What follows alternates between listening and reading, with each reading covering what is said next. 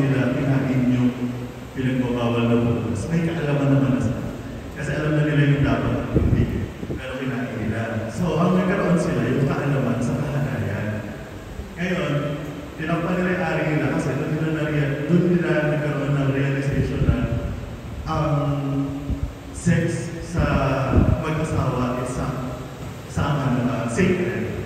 Na dapat, pag sacred ka, hindi basta-basta nakikita yun. At tinakpan nila yung private part. So, may sanctity yun.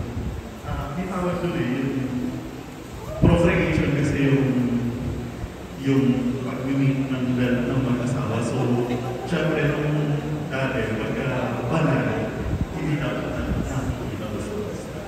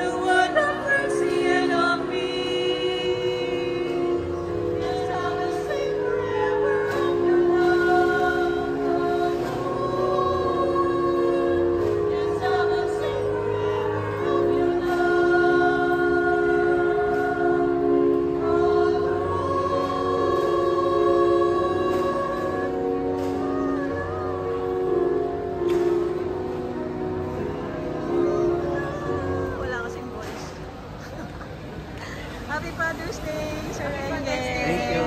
Thank you po. Happy Father's Day.